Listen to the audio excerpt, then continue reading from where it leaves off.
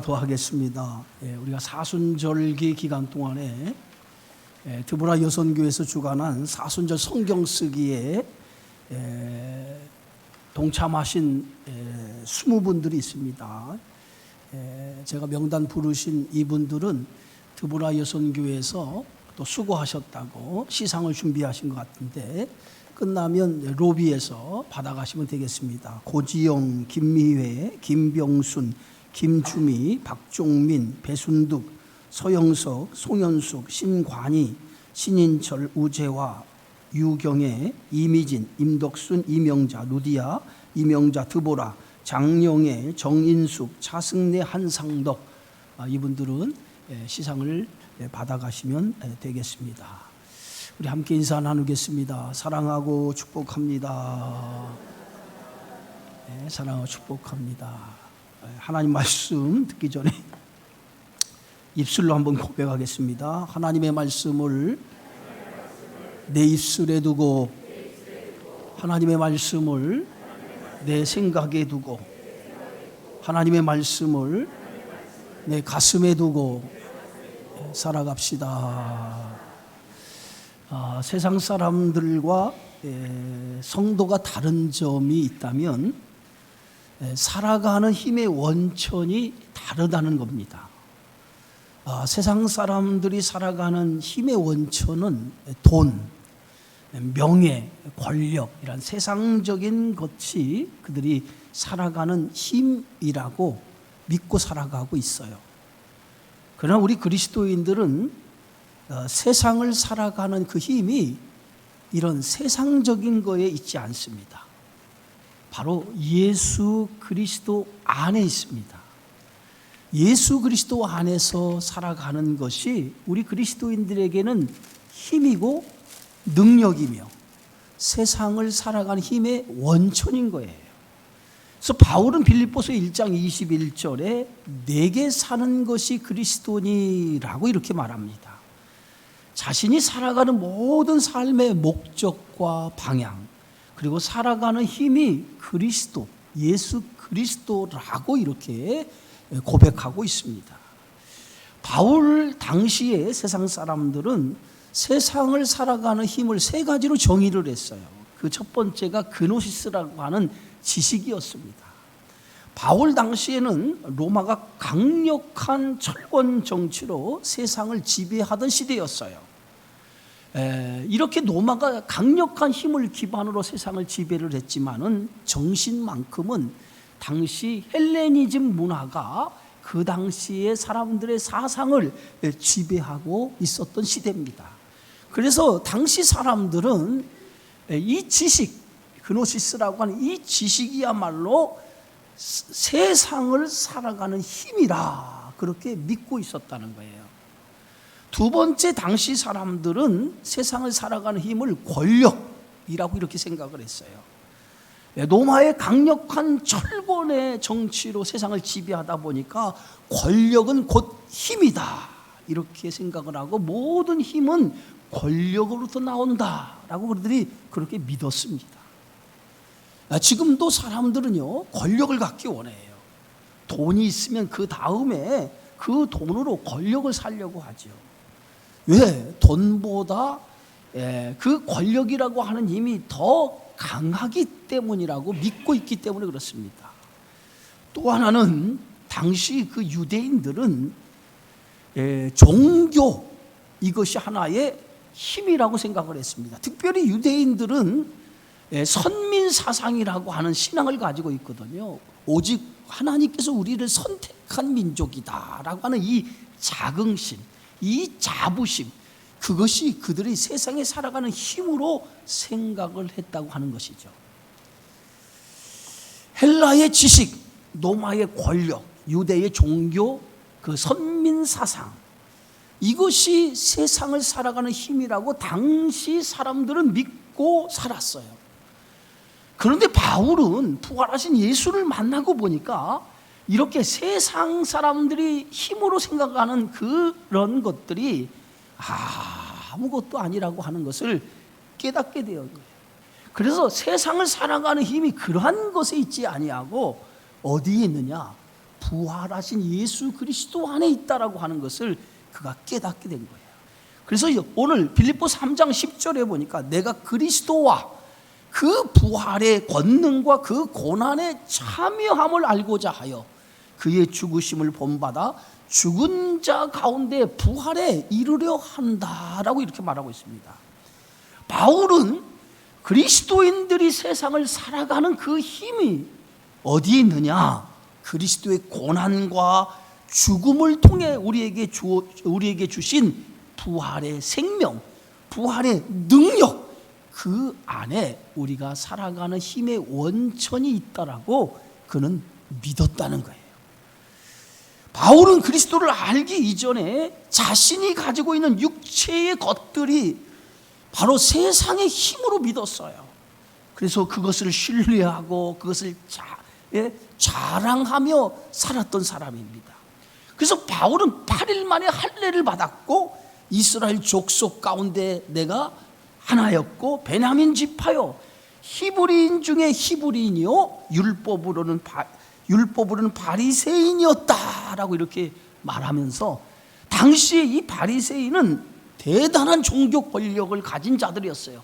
산헤드린 공회원의 일원이었어요. 또 바울은 학문적으로도 보면 당시에 최고의 스승이라고 여기는 이 가말리아의 그 문화생으로서 그 밑에서 공부를 한 사람이었어요. 어떻게 보면 세상적인 기준으로 보면 대단한 그러한 스펙을 가진 그러한 사람이었어요. 그런 그가 이 다메섹 도상에서 부활하신 예수를 만나게 된 거예요. 부활하신 예수를 만나고 나니 자기가 가지고 있던 이 세상의 자랑거리, 이것이 아무것도 아니었다라고 하는 것을 깨닫게 된 거예요. 그래서 바울은 내가 가진 모든 것을 배설물처럼 분토와 같이 내가 버린다라고 이렇게 고백을 합니다. 그러면서 예수 그리스도야말로 가장 고상한 지식이며 예수 그리스도야말로 내가 살아가는 삶의 능력이요 원천이라고 이렇게 바울은 고백하고 있는 걸 볼 수 있어요. 바울은 어떤 사람이었습니까? 다메섹 도상에서 부활하신 예수 그리스도를 만나기 전까지는 그리스도인들을 잡아 가두고 핍박하고 죽이는 일에 앞장섰던 사람이에요. 초대교회 7 집사 가운데 하나인 이 스데반의 죽음에 가담해서 이 스데반의 죽음에 깊이 앞장섰던 사람이 바로 사울이라고 하는 이 바울이라고 하는 사람이었어요. 그런데 그가 그리스도인들을 잡아 가두기 위해서 다메섹으로 가던 중에 부활하신 예수를 만나게 된 거예요. 이 부활하신 예수를 만나는 이 사건이 바울의 인생을 송두리째 바꿔놓는 사건이 되어진 거예요. 이제 바울이 그리스도를 만나기 전에, 부활하신 예수를 만나기 전까지 그는 예수님을 알긴 알았어요. 근데 어떻게 알았느냐? 지식으로만 알았어요. 지식으로만. 그것이 예수님에 대한 전부였어요. 그러나 다메섹에서 바울이 만난 예수는 지식으로 만난 예수가 아니라 그가 정말 체험으로 부활하신 생명의 주님으로, 나의 주님으로 만나게 되어졌을 때에 그의 삶이 변화가 된 거예요. 바울은 예수 그리스도를 만나고 나서 예수님이 왜 고난을 당하고 십자가에 못 박혀 죽였는지, 죽은 자 가운데 사흘 만에 부활하셔서 우리에게 영원한 생명, 부활의 생명을 주신 것을 예수님을 만나고 나서 깨닫게 되었다는 겁니다. 그러면서 바울은 이전까지 지식으로 알았던 예수를, 부활하신 예수를 만나고 나서, 그가 체험으로 예수를 만나고 나서 그의 삶이 이제는 지식으로 하는 삶에서 그리스도를 믿는 삶으로, 그리스도를 나의 삶의 힘의 근원, 힘의 원천으로 믿는 삶으로 그의 인생이 변화가 되었다는 거예요. 여러분, 아는 신앙과 믿는 신앙은요 엄청난 차이가 있어요. 아는 것은 지식이에요. 지식. 그러나 이 아는 것은 지식인데 이 지식은요 우리의 신앙의 어떤 삶의 변화와 어떤 능력을 가져다 주지 않습니다. 그러나 믿는 신앙은 우리의 삶의 변화뿐만 아니라 우리의 삶 속에서 어떤 어려움을 당해도 그 어려움을 헤쳐나갈 수 있는 능력이 되어지는 거예요. 오늘 예수님은 나사로의 죽음 앞에서 오늘 마르다와 마리아에게 이렇게 말씀합니다. 믿으면 하나님의 영광을 보게 되리라. 믿으면 하나님의 영광을 보게 되리라는 거예요. 오늘 마리아와 마르다에게 오늘 나사로의 죽음 앞에서 믿으면 하나님의 영광을 보게 될 거라는 거예요.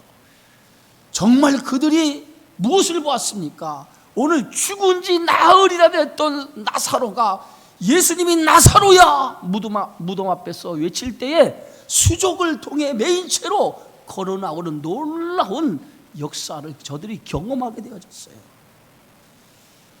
거친 파도 앞에서 두려워하는 제자들에게 예수님은 이렇게 말씀하십니다. 어찌하여 이렇게 무서워하느냐? 너희가 어찌 믿음이 없느냐? 오늘 제자들에게 주시는 예수님의 말씀은 어찌 너희가 믿음이 없느냐? 지금 저들은 그 거친 파도 앞에 두려워했어요.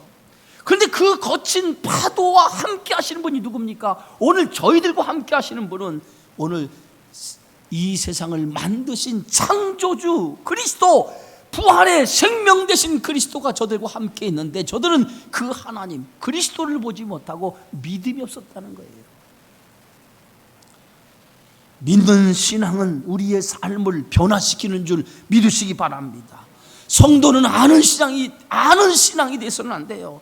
지식적인 신앙이 돼서는 안 돼요. 오늘 그리스도가 나의 생명의 주님이라고 하는, 나의 능력의 원천이 된다라고 하는 이 믿음의 신앙을 가져야 될 줄 믿습니다.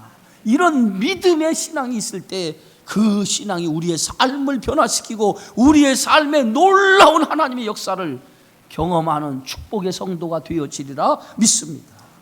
부활을 믿지 못했던 도마에게 주님은 나타나셔서 십자가의 흔적을 도마에게 보여줍니다. 그리고 도마에게 만져보게 하시죠. 그리고 나서 도마에게 예수님은 이렇게 묻습니다. 이것을 내가 믿느냐? 이것을 믿느냐?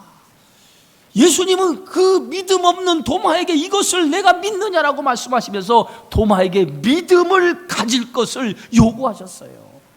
그러면서 예수님께서는 이제 후로는 보지 않고 믿는 자들이 복이 있다라고 말씀하셨어요.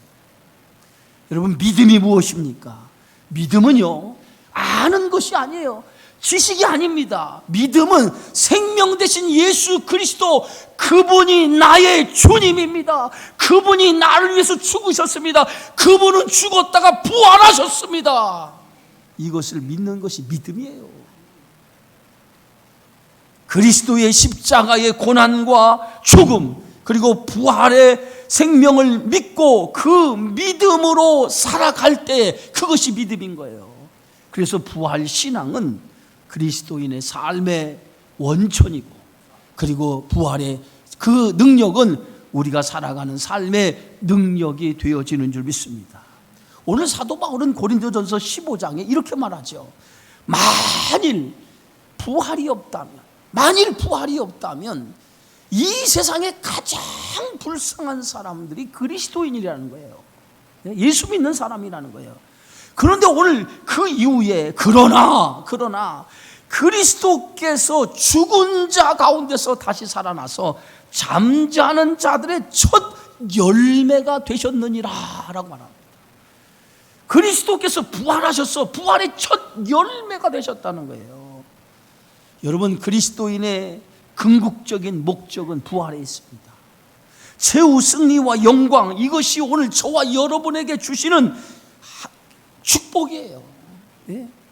그래서 부활 생명은 예수 그리스도를 믿는 우리에게 주어지는 축복이기 때문에 우리는 그 믿음을 가지고 이 세상을 살아가야 될 줄 믿습니다.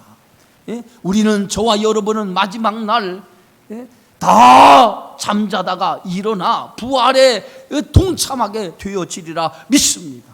믿으십니까?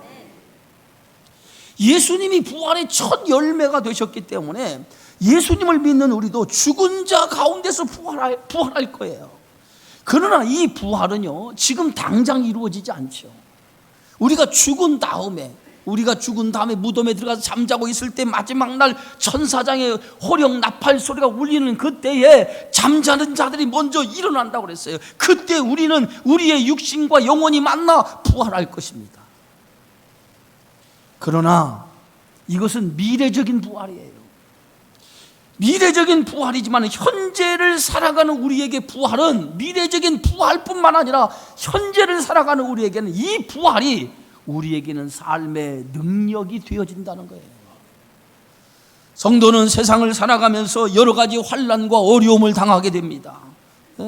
그런데 이 환난과 어려움을 당할 때에 이 환난과 어려움을 이기는 그 힘이 어디서 나오느냐? 그 힘은 부활의 신앙, 부활의 믿음, 그 믿음을 통해서 우리가 당하는 환난, 우리가 당하는 고난, 우리가 당하는 역경을 부활의 신앙, 부활의 생명의 능력으로 그 모든 것을 이겨 나갈 수 있다는 거예요. 그것이 부활해 주시는 능력이고 부활의 생명인 줄 믿으시기를 바랍니다. 초대교회 성도들은 많은 고난을 당했어요. 예수를 믿는다는 이유 때문에 토굴과 앙굴 속에 짐승처럼 사야만 했고요. 때로는 원형 경장에 끌려가서 사자의 밥, 짐승의 밥이 되기도 했고요. 톱으로 켜서 죽임을 당하기도 하고 가죽을 벗겨서 죽임을 당하기도 하고 얼마나 심한 고통을 받았는지 모릅니다. 그런데 그 고통 속에서도 그들은 그리스도를 배반하지 않았어요. 끝까지 예수를 믿고 그 믿음으로 순교의 자리까지 들어갔습니다. 그들이 이렇게 순교의 자리까지 들어갈 수 있었던 그 원동력이 뭡니까? 그 힘이 어디 있어요? 부활의 신앙, 죽어도 반드시 다시 살아난다라고 하는 이 부활의 신앙이 그들에게 능력이 되었기 때문에 그 능력으로 그들은 그 많은 고난, 그 많은 어려움을 믿음으로 견디고 믿음으로 이겨낼 수 있었던 것을 믿으시기 바랍니다. 여러분 잘 아는 것처럼 다니엘서 보면 풀물불 가운데 던져질 위기에 처해 있을 때 다니엘과 그의 친구인 사드락과 메삭과 아벳느고는 느부갓네살 왕 앞에 담대히 고백합니다. 오늘 다니엘서 3장 17절에 보면 왕이여 우리가 섬기는 하나님이 계시다면 우리를 맹렬히 타는 풀물불 가운데서도 능히 건져내시겠고 왕의 손에서도 건져내시리이다. 그렇게 하지 아니하실지라도 왕이여 우리가 왕의 신들을 섬기지도 아니하고 왕이 세우신 금 신상에게 절하지도 아니할 줄을 아옵소서. 얼마나 담대합니까? 느부갓네살 왕이 금 신상을 만들어 놓고 그 금 신상 앞에 모든 사람들이 절하도록 했어요. 그런데 이때에 오늘 포로로 잡혀온 이 다니엘과 그리고 다니엘 세 친구는 그 금신상 앞에 절하지 않았어요. 왜? 우리가 믿는 하나님만이 유일하신 하나님인데 우리는 우상 앞에 절할 수 없다는 거예요. 그래서 그들은 왕이 세운 그 신상 앞에 절하지 않았어요. 절하지 않는 사람들에게는 풀무불에 던져 죽이겠다라고 협박을 했음에도 불구하고 그들은 절하지 않았습니다. 왕 앞에 붙잡혀 갔어요. 왕이 지금이라도 이 신상 앞에 절하면 너희의 생명을 살려주겠다라고 그렇게 얘기를 했어요. 그때에 이 다니엘의 세 친구는 우리가 섬기는 하나님이 계시기 때문에 우리는 이 풀무불에 던진다 할지라도 왕이 세운 금 신상 앞에 우리는 절할 수 없습니다. 담대히 고백해요. 예? 그것이 어떤 신앙입니까? 이들이 고백하는 이 신앙이야말로 부활의 신앙이에요. 부활의 죽어도 살는 이 신앙을 가졌기 때문에 그들은 우상 앞에 절하지 아니하고 믿음을 지키며 끝까지 순교하는 각오를 가지고 그가 풀무불 속에 던짐을 당했죠. 그러나 하나님께서 생명의 원천 되시는 하나님께서 그들을 풀무불 가운데 건져서 그들의 머리털 하나 상하지 않도록 하나님이 지키시고 보호해 주신 줄 믿습니다. 여러분 오늘 다니엘의 세 친구 이들의 믿음이 얼마나 담대합니까? 이것이 부활의 권능으로 사는 자들의 모습인 거예요. 부활은 죽은 다음에 이루어지는 것이지만은 부활의 믿음은 현재 우리를 강하고 담대하게 만들어주는 능력인 거예요. 부활의 신앙을 가지고 있는 사람은 세상의 것 때문에 연연해서 그것 때문에 좌절하거나 낙심하거나 두려움에 빠지지 않습니다. 아무리 세상에 어려움이 있어도 부활의 소망, 부활의 능력을 가진 사람은 부활의 소망 때문에 절망하지 않아요. 그래서 고린도후서 6장 10절에 성경은 이렇게 말합니다. 근심하는 자 같으나 항상 기뻐하고, 가난한 자 같으나 많은 사람을 부유하게 하고, 아무것도 없는 자 같으나 모든 것을 가진 자로다. 이게 누구예요? 오늘 예수 믿는 사람이에요. 아무것도 없는 것 같지만은, 그러나 그 뭔가 내 속에서 샘솟는 기쁨이 솟아나서 그 기쁨을 가지고 세상을 살아가는 사람. 세상 사람들이 보일 때는 어리석은 것 같고 미련한 것 같지만은, 그러나 오늘 그리스도인들의 삶에는 오늘 보이지 아니하는 삶의 원천의 능력이 우리 안에 있어요. 그게 뭡니까? 부활의 생명이에요. 부활의 능력이에요. 그 부활의 능력, 부활의 기쁨을 가지고 살기 때문에 우리는 아무것도 없어도 우리는 기쁜 거예요. 행복한 거예요. 즐거운 거예요. 평안한 거예요. 사도 바울이 빌립보에 들어가서 복음을 전합니다. 거기서 귀신 들린 여종을 고쳐줬다는 이유 때문에, 그것 때문에 매를 맞고 차디찬 감옥에 던져지죠. 오늘 성경에 보면 얼마나 매를 맞아서 감옥에 던져졌는지, 오늘 살 소망이 끊어졌다고 그랬어요. 더 이상 살아갈 수 있는 소망이 없을 정도로 매를 맞은 거예요. 그런 절망스러운 상황에 바울이 그 감옥에 던져졌을 때, 바울과 실라가 그 감옥에서 살 소망이 끊어지는 그러한 감옥에서 무릎을 꿇고 하나님 앞에 기도하기 시작합니다. 하나님 앞에 무릎을 꿇고 기도하기 시작을 해요. 그런데 조금 후에 바울과 실라가 그 감옥에서 기도하고 있을 때 그 기도가 변해서 찬송이 울려 퍼지기 시작을 합니다. 여러분, 절망 중에 어떻게 입에서 찬송이 나옵니까? 그 찬송이라는 게 뭐예요? 찬송은 하나님 앞에 드리는 감사의 고백이 찬송 아닙니까? 그 절망 속에 매를 맞고 감옥에 던져졌던 그들이 기도하다가 입술에서 찬송이 터져서 하나님 앞에 감사가 터진 거예요. 여러분, 절망할 때, 좌절과 낙심이 가득할 때에 찬송이 나옵니까? 근데 바울은 그 가운데 하나님 앞에 찬송을 부르기 시작하니까 놀라운 역사가 일어난 거예요. 지진이 일어나면서 옥토가 움직이더니 바울이 갇혀있는 그 감옥문이 열리면서 그곳에서 복음의 역사가 나타나기 시작한 줄 믿습니다. 이게 뭐예요? 이게 부활의 능력, 부활의 권능을 가지고 살아가는 사람들의 삶의 모습인 거예요. 어떤 상황에도, 어떤 처지와 어떤 형편에도 낙심하거나 절망하지 않아요. 왜? 부활의 권능, 부활의 능력, 부활의 생명이 오늘 믿는 성도에게는 있기 때문에 그런 줄 믿습니다. 여러분, 사도 바울은 예수를 만나고 나서 복음을 전하는 삶을 살면서 수많은 어려움을 겪었어요. 오늘 고린도후서 11장 23절과 27절의 말씀을 보면 바울이 복음을 전하면서 겪었던 것을 기록하고 있어요. 유대인에게 40이 하나는 감한 매를 5번 맞고, 3번 태장으로 맞고, 1번 돌로 맞고, 3번 파산하고, 일주일을 깊은 바다에서 지내고 등등의 수많은 어려움을, 복음을 전하면서 많은 어려움을 당했어요. 예? 그것뿐만이 아니에요. 오늘 빌립보서 4장 12절에 보니까 나는 비천에도 처할 줄 알고 풍부에도 처할 줄 알아. 모든 일 곧 배부름과 배고픔과 풍부와 궁핍에도 처할 줄 아는 일체의 비결을 배웠다. 복음을 전하면서 때로는 배고픔에, 비천에, 가난함에 처해봤다는 거예요.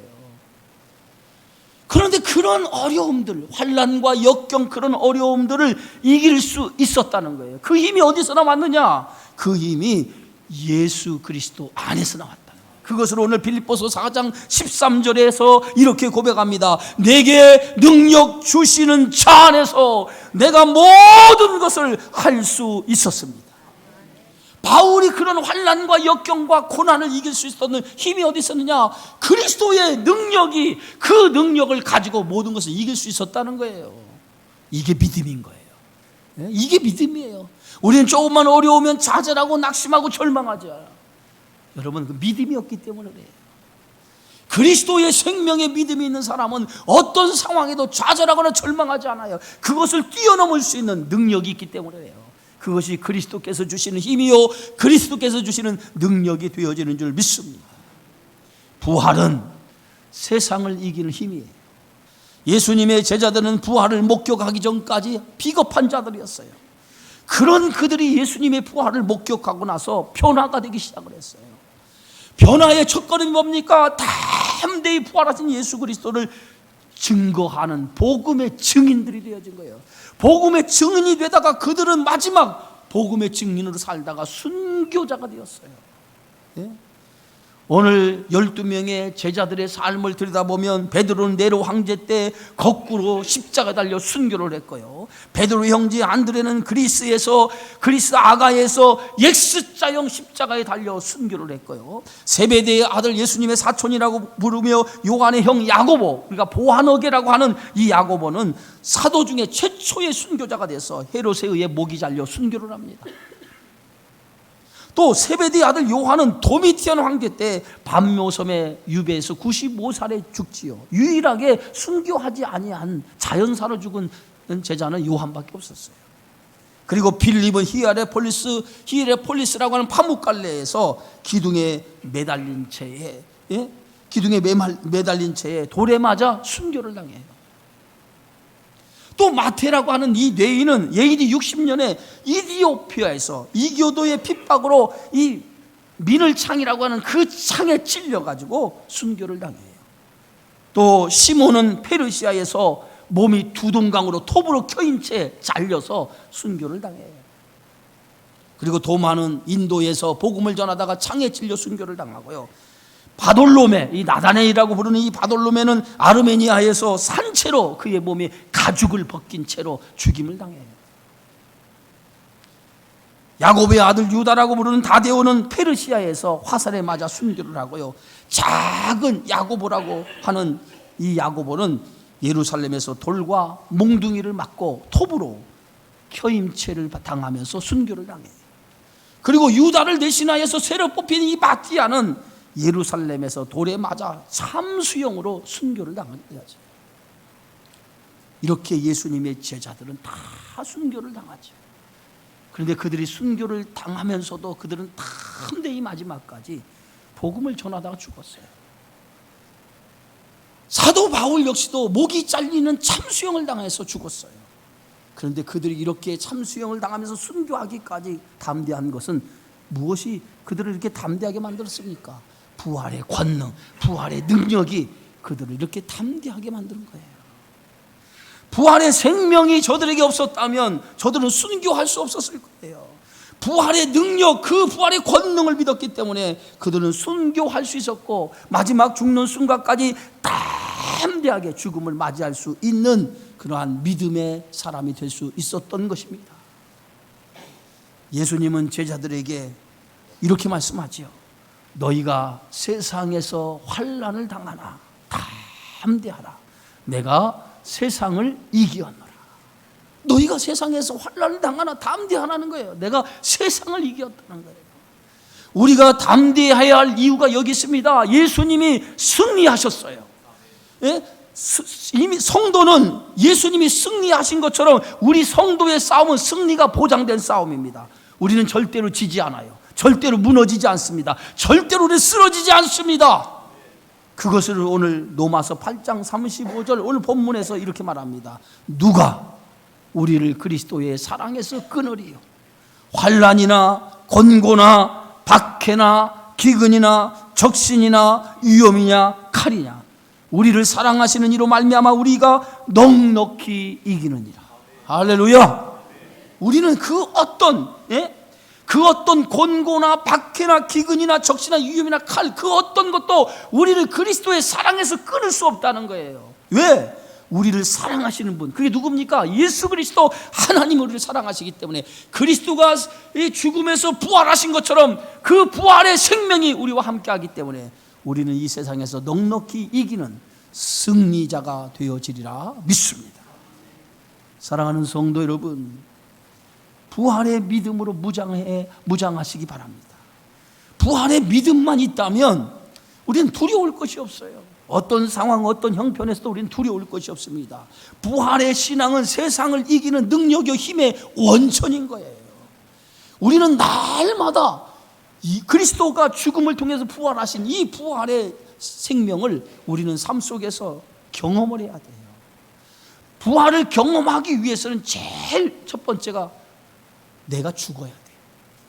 여러분, 부활은 죽은 자에게 일어나는 거예요. 죽지 않으면 부활하지 않잖아요.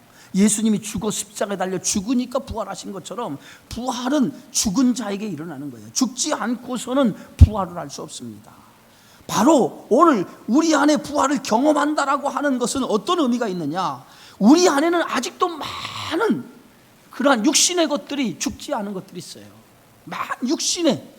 아직도 죽어야 할 육신의 것들이 너무 많아요. 혈기, 또 남을 속이는 거, 비방하는 거, 뭐 이런 많은 것들이 아직도 내가 그리스도의 십자가에서 죽어야 할 죄들, 이러한 것들이 내 안에는 너무도 많습니다. 이런 것을 죽여야 돼요. 이것이 죽으면 우리는 그것이 죽을 때마다 부활의 생명을 우리가 경험할 수 있는 거예요. 죽어야 경험하는 거예요. 내 안에 있는 육신의 것을 죽일 때에 그 부활의 생명이 나타나는 것을 경험하게 되어지는 거예요. 이것을 어떤 부활이라고 하냐면 현재적인 부활이라고 해요. 현재적. 부활은 미래에 일어나는 사건이지만은 그러나 부활의 능력을 가지고 살아가는 자는 현재적인 부활도 경험한다는 거예요.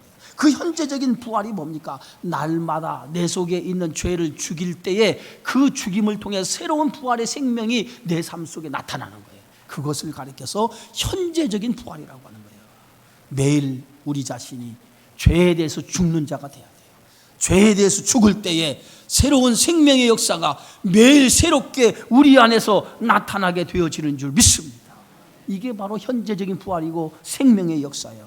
부활을 경험하면 삶이 달라지게 되어 있어요. 예?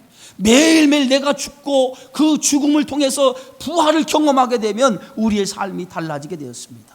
새로운 생명의 역사가 내 안에 나타나도록 되어져 있어요. 그것이 바로 부활의 능력이고 부활을 경험하는 성도의 삶이 되어지는 줄 믿습니다. 그래서 로마서 6장 12절 13절에 성경은 이렇게 말합니다. 그러므로 너희는 죄가 너희 몸을 지배하지 못하게 하여 몸의 사욕에 순종하지 말고 또한 너희 지체를 불의의 무기로 죄에게 내주지 말고 오직 너희 자신을 죽은 자 가운데서 다시 살아난 자 같이 하나님께 드리며 너희 지체를 의의 무기로 하나님께 드리라. 우리가 불의의 무기로 살아가지 말고, 예? 몸의 사욕에 순종하지 말고 오직 어떻게 살아가요? 부활의 생명 대신 죽은 자에서 살아난 예수님처럼 우리가 죄에 대해 죽고 하나님의 말씀으로 새롭게 거듭나서 오직 의롭게 믿음으로 살아가는 자가 될 때에 우리는 우리의 몸이 하나님을 기쁘시게 하는 성도의 삶으로 살아가게 되어지는 줄 믿습니다. 사랑하는 성도 여러분, 부활의 능력, 그 능력이 여러분과 함께 하실 줄 믿습니다. 그 능력으로 죄와 싸우시기 바랍니다. 여러분에게 있는 세상의 환경과 세상에서 주는 두려움과 싸우시기 바랍니다. 반드시 부활의 권능으로 그 두려움과 죄를 물리쳐서 부활의 승리, 부활의 역사가 여러분 삶에 나타나기를 주의 이름으로 축원합니다. 오늘 성경의 말씀에 예수님은 이렇게 제자들에게 말씀하시죠. 내가 세상 끝날까지 너희와 항상 함께하리라. 이 말씀 기억하시고 부활의 신앙으로 끝까지 주님과 동행하여 생명의 역사가 여러분 삶 속에 나타나는 믿음의 성도가 되어지기를 주의 이름으로 축원합니다.